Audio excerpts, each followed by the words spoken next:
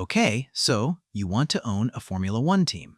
Buy the factory, hire the engineers, watch the car roll out of the garage. And look, on paper, this seems like the closest thing to owning a piece of the most glamorous sport on Earth. Formula One as a business generates over $3.4 billion a year for Liberty Media, its parent company.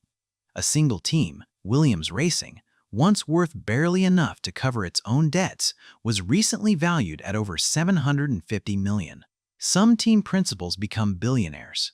Some of the most recognizable brands in the world, Ferrari, Mercedes, Red Bull, are stitched permanently into the identity of this sport. The answer to that question is the entire point of what you are about to read. Because the prize money is real, the sponsorship math is airtight. And yet, the Manor Racing team, formerly Marussia, entered administration twice in 3 years and folded permanently in 2016, despite racing on the same grid as teams worth nearly $1 billion. By the time we are done here, you will understand exactly where every dollar goes inside a Formula One team and why the biggest risk in the garage does not belong to the driver. Start here because most people get this wrong from the beginning. A Formula One team does not sell lap times. Races are just the mechanism. What a team actually sells is a feeling, and then it converts that feeling into cash. Specifically, it sells speed, prestige, national identity, and proximity to danger. That is the product. The car, the pit stop, the podium. Those are just the tools that transform a global audience's emotional state into a revenue stream. When a fan buys a team cap or a sponsor signs a 9-figure deal, they are not buying a lap. They are buying association with an elite, high-stakes performance. The car simply makes sure that, on average, when the season ends, the manufacturers and sponsors attached to a winning team have gotten more brand value than they paid for. Understanding this reframes everything else. The hospitality suite, the Netflix documentary appearances, the driver's personal brand, none of that is decoration. All of it is part of the same machine. Every camera angle that lingers on a logo extends the value of the sponsorship. And attention is a Formula One team's most important raw material. Now, let's talk about what it costs to get into this business. And this is where the first cold bucket of water arrives. You cannot build a competitive team for cheap.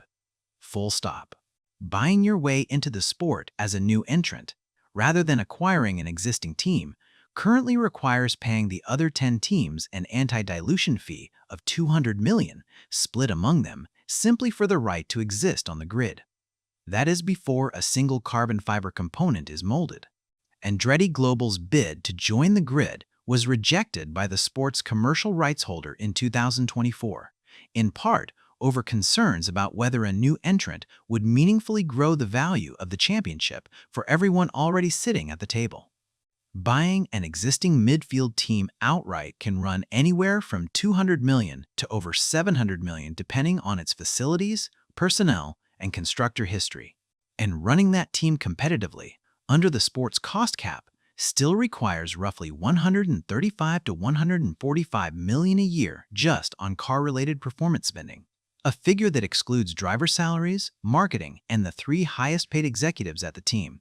Step up to a front-running operation like Ferrari, Mercedes, or Red Bull, and the supporting infrastructure alone, wind tunnels, simulators, engine manufacturing facilities, and factory campuses, represents billions of dollars of accumulated capital investment built up over decades. Why does it cost this much? Because everything is a premium line item. A single wind tunnel test session, refining thousandths of a percent of aerodynamic efficiency, requires a facility that costs tens of millions of dollars to build and maintain. The power unit alone, the combination of engine, energy recovery systems, and battery technology, is one of the most complex machines in commercial existence, and manufacturers like Mercedes and Ferrari spend hundreds of millions of dollars a year developing it. The travel logistics for 24 races a year, spanning 5 continents, require moving tons of freight, dozens of personnel, and multiple show cars around the globe on a rolling basis. You are not building a car. You are building a traveling research laboratory that cannot afford to stand still. Here is the part that never appears in the headline cost of a new team. The entry list. Without a place on the Formula One entry list, granted by the FIA and negotiated through the Concord Agreement with the commercial rights holder, your billion-dollar factory is an extremely expensive design studio with nowhere to race. The entry is the permission slip that transforms your engineering operation into a revenue-generating machine. And obtaining that permission is neither quick nor cheap. Beyond the anti-dilution fee, an applicant must demonstrate financial stability sufficient to complete a full season, pass technical and safety scrutiny from the FIA, and commit to the sporting and commercial terms of the Concord Agreement, the contract that governs revenue sharing among every team on the grid. Regulators and the other 9 teams are looking for evidence that a new entrant can actually finish races, meet crash test and safety standards, and survive financially for the multiple years it typically takes a new team to become competitive. And once you are on the grid, you have to stay there. That means continuous compliance with the cost cap, audited every year by the FIA's Cost Cap Administration, mandatory crash and safety testing before every car is homologated, and constant technical inspection at every race weekend. If you breach the cost cap, the penalties range from constructor points deductions to exclusion from championships, as Red Bull discovered in 2021 when a cap breach cost the team both a fine and a reduction in permitted wind tunnel time. Once you are racing, here is how your revenue breaks down. Prize money from the sport's commercial rights holder is the core business, but it accounts for somewhere between 40 and 60% of total team revenue, depending on a team's competitive history and finishing position. The rest comes from everything else. Title and technical sponsorships bring in another substantial share, often 30 to 40% for a front-running team. Hospitality, merchandising, and driver-linked licensing make up much of the remainder. Formula One's prize fund itself, distributed under the Concord Agreement, totals over $1 billion a year, split between a constructors' championship pool weighted by finishing position and a smaller, separate long-standing bonus paid to a handful of historically significant teams. Ferrari, uniquely, receives an additional bonus simply for being the sport's oldest continuous competitor, regardless of where it finishes. This is a crucial structural fact. A modern Formula One team is not primarily a racing business anymore. It is a media and marketing company that also happens to build one of the fastest machines on the planet. And this matters because it means your profitability is exposed to multiple forces simultaneously. Constructor standing, sponsor renewal cycles, driver market value, and global television audience size all affect your bottom line, not just what happens on Sunday. Of the prize money that does come in, the distribution is heavily skewed toward the top. Not because the front-running teams necessarily spend more under the cost cap, because of the math. The Constructors' Championship pool pays out on a sliding scale, and the gap between finishing first and finishing 10th in the standings can be worth tens of millions of dollars in a single season. A team that finishes near the back receives a fraction of what a championship-winning team earns, even though both teams are now bound by almost identical spending limits. The cost cap was designed specifically to close this gap, forcing competitive advantage to come from personnel talent and aerodynamic ingenuity rather than simply outspending the field. But the prize money disparity built into decades of historical agreements has not disappeared. Modern Formula One is also designed to keep global audiences engaged longer through a technique that has nothing to do with lap times, the docudrama. A driver crashes out of a race, loses a position through no fault of their own, or has a heated radio exchange with their engineer. None of that changes the championship standings by more than a handful of points, but packaged into a streaming series, it generates emotional investment that outlasts the sporting result. Research into the sport's audience growth over the past several years shows a significant expansion in fan bases, particularly among younger and female viewers, that industry analysts attribute directly to this kind of narrative content. The sport is not just relying on competition. It is using the design of the storytelling to extend the size of the audience. And audience size is how sponsorship value becomes real money. Here is the core engine of the entire business.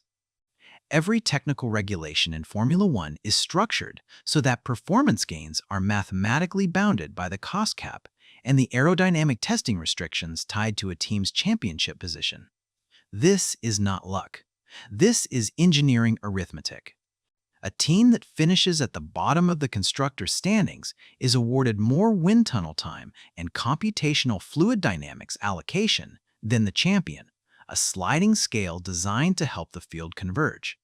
A team that finishes first receives the least.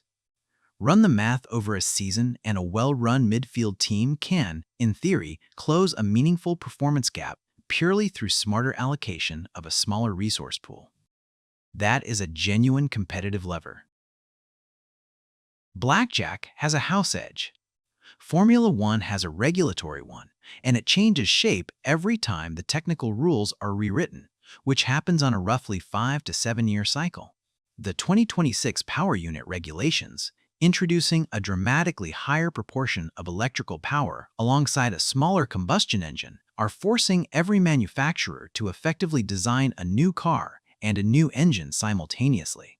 Audi is entering the sport for the 2026 season specifically because the regulatory reset creates a rare window where an established manufacturer's advantage is temporarily reduced to close to zero. Small rule change. Billions in R&D. Entire competitive order reshuffled. At the top of the personnel pyramid sits the star driver, the one whose salary can exceed $50 million a year and whose presence alone can move a sponsor's decision to sign or walk away. Teams spend enormous amounts of money to attract and retain these individuals. Performance bonuses tied to championship points, personal marketing rights splits, image rights fees, and option clauses that lock a driver in for multiple seasons. Some of the largest teams in the sport will pay a driver more in a single year than an entire midfield team's annual technical spending under the cost cap, and consider it a marketing investment. And here is the uncomfortable truth about this arrangement. A single driver's poor season can cost a team tens of millions of dollars in lost prize money. This is not an exaggeration. The gap between finishing 6th and finishing 8th in the Constructors' Championship, decided by a handful of results across 24 races, can swing prize money by a double-digit percentage. That outcome sits well within the normal range of variance created by one driver's crash, one mechanical failure, or one disqualification. And when it happens, it shows up directly on the team's financial statements the following year. This is why teams increasingly build driver contracts around performance clauses and seat options, rather than guaranteed multi-year commitments. If the driver performs and leaves for a rival, the team absorbs the loss of their points contribution. If the driver underperforms and the team is locked into the contract, it has a Constructors' Championship problem that sometimes plays out across an entire season in public. In junior categories, for decades, driver development was managed through pay driver arrangements, where sponsors or family wealth effectively purchased a seat regardless of raw pace, a system that shaped grids at every level below Formula One. It worked until it did not. Increased scrutiny of driver academies, the rising cost of junior formula campaigns, and a handful of high-profile safety incidents pushed most top teams toward merit-based junior programs instead. The star driver is the highest marketing value asset a team has and the highest financial risk. 1. If you have ever watched a Formula One broadcast lingering on a hospitality suite full of guests, you were not watching decoration. You were watching a calculated investment. Teams call these relationships partnerships, and every partnership is built around a formula similar to expected media value. Here is a simple example. A title sponsor pays a team $50 million a year. The team's car appears on screen for a certain number of minutes across a season of global broadcasts. translating into an estimated equivalent advertising value, calculated by independent media analysis firms that specialize in motorsport sponsorship valuation. Standard industry practice values a strong season of on-screen exposure for a title sponsor at several multiples of the cash paid. It does not matter whether the team won or lost any individual race. The value is based on expected screen time over the season, not on any single result. The psychology is deliberate. A pit lane interview featuring a sponsor's logo prominently placed behind the driver's shoulder reinforces brand recall far more effectively than a static advertisement. The sponsor pays tens of millions of dollars to extend a relationship worth many times that in equivalent media value. They are not being generous. They are being precise. Now, here's where team ownership gets genuinely uncomfortable. Running a competitive Formula One team costs a staggering amount of money every single week before you score a single point. Even under the $105 to $145 million cost cap, a team is committing the overwhelming majority of that figure before the season even begins, locked into personnel contracts, facility leases, and long-term supplier agreements. And that figure excludes driver salaries, marketing, logistics for 24 international race weekends, and the cost of the power unit itself for customer teams, which alone can run tens of millions of dollars a year. Think about what that means. Before a single lap is driven in anger, before a single sponsor logo airs on television, you are already committed to 9 figures of spending. Every year, including years when the car is simply uncompetitive, when a new technical regulation makes last year's concept obsolete overnight, or when a global disruption cancels races entirely, as the sport experienced in 2020. The cost centers driving this number are significant. Personnel is among the largest. Hundreds of engineers, aerodynamicists, mechanics, strategists, and data analysts, all working in shifts that stretch through every race weekend and back at the factory in between. Logistics is another major line, moving cars, spare parts, and equipment to every corner of the globe, roughly every 2 weeks during the season. Power unit costs for a customer team represent a substantial fixed obligation, meaning you are paying a set annual fee to a manufacturer regardless of how your season is actually performing. And then there are the compliance costs, the cost cap reporting requirements, the FIA technical audits, the crash test certifications, and the sporting regulation filings that come with holding a place on the grid. A bad qualifying session does not give you a break from any of this. The costs are fixed. The results are not. Because a Formula One team moves intellectual property and physical prototypes that are worth more, pound for pound, than almost anything else in the commercial world, it requires a security and confidentiality infrastructure that has no parallel in most industries. Front-running teams maintain factory security comparable to defense contractors, restricted access zones, non-disclosure agreements covering entire departments, and encrypted data systems protecting years of aerodynamic research. Every part that leaves the factory is a potential intellectual property exposure.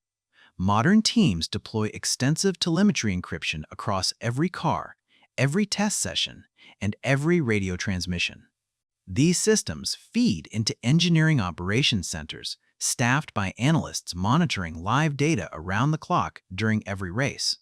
The FIA's technical delegates inspect components after every session, cross-referencing dimensions and materials against the homologated specification to catch any deviation in real time.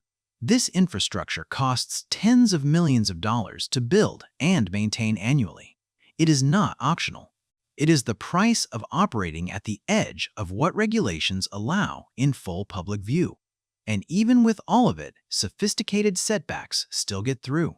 In 2007, McLaren was found to be in possession of confidential Ferrari technical documents, a scandal that resulted in a $100 million fine, the largest penalty in the sport's history, and the exclusion of the team from the Constructors' Championship that year despite scoring enough points to win it. Even when your team is performing on track, your revenue gets aggressively constrained before it reaches your bottom line. The cost cap itself functions like a tax on ambition, limiting spending regardless of how much revenue a team generates. Under Formula One's revenue distribution system, a significant share of the sport's overall commercial income is retained by the commercial rights holder before the remainder is split among the 10 teams, a structure that has shifted meaningfully since Liberty Media acquired the sport in 2017 and renegotiated terms with the teams. These differences are not trivial. They explain why smaller teams have spent years lobbying for a more even revenue split, while historically dominant teams defend the long-standing bonus payments tied to their championship history. Tax and regulatory policy changes can also reshape a team's business model overnight. When several governments introduced new sporting broadcast and advertising restrictions in recent years, teams reliant on tobacco-adjacent or gambling sponsorship categories had to restructure entire commercial portfolios within a single season. Here is a case study that explains exactly how a Formula One team can fail, even when everything about the concept seems right. Manor Racing, originally entering the sport as Virgin Racing in 2010 and later racing as Marussia, competed on the same grid as teams worth hundreds of millions of dollars. But the team made a series of foundational strategic errors. It entered the sport during a period of new team cost restrictions that were meant to make entry affordable, then found itself competing against established manufacturer teams with decades of accumulated wind tunnel data and engineering infrastructure it simply could not match. The team's early car was famously built without a proper simulation and correlation program to match its aerodynamic model to real-world track data, a mismatch between ambition and technical foundation that took years to unwind. Marussia entered administration in 2014 after its parent company withdrew funding mid-season. The team returned under new ownership as Manor Racing, but never closed the performance gap to the rest of the grid, scoring points in only a handful of races across its entire history. In 2016, unable to secure a long-term commercial partner or consistent points-paying results, the team folded permanently, its factory and personnel dispersed to rivals. Billions in cumulative commercial opportunity existed in the sport around it. The team still could not survive. That is the financial consequence of entering an arena defined by compounding technical advantage without the capital or time to compete for it. The companies that survive in this industry do so because they stop thinking like race teams and start thinking like diversified performance technology corporations. Mercedes, Ferrari, Red Bull, and McLaren each operate portfolios that span multiple business lines and revenue models well beyond the racetrack. Mercedes' Formula One division shares technology and branding with its production road car business.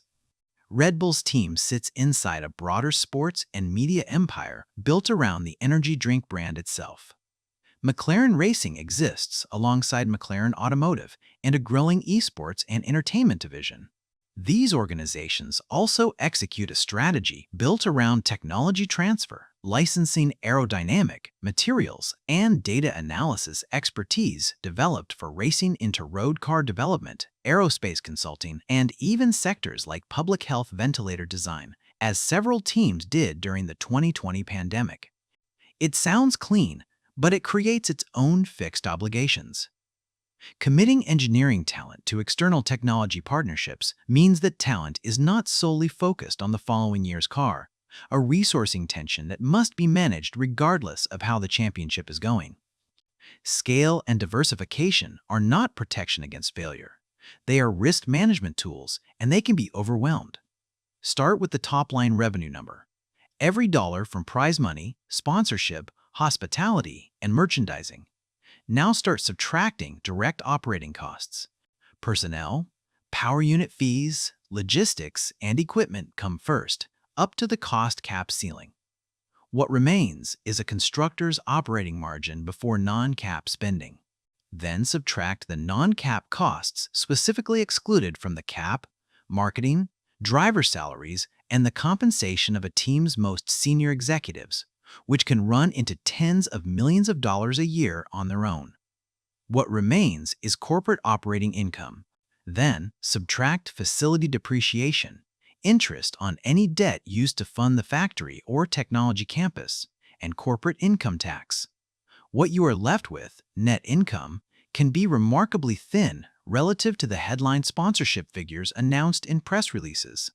A team that reports over $400 million in annual revenue might keep a comparatively modest fraction as net profit after all of these deductions. And in a bad year, a year with a costly on-track incident, a driver market disruption, a regulation reset that obsoletes last year's concept, or a sponsor that declines to renew, that margin can evaporate entirely. The billion-dollar prize pool is real. The profit is what is left after everyone else takes their share first. A Formula One team, when it works, is not a racing operation. It is one of the most disciplined applications of aerodynamics, data science, and brand management that exists in the commercial world.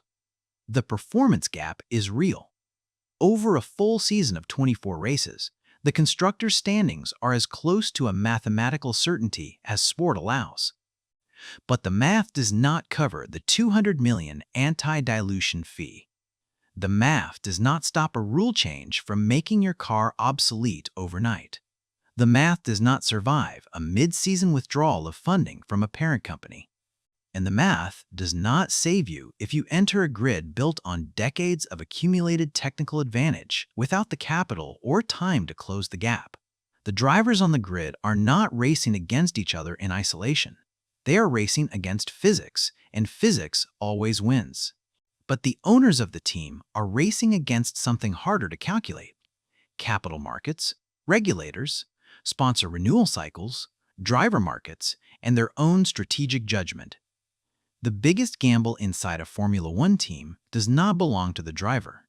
It belongs to the people who built the factory and convinced themselves they knew how it would turn out.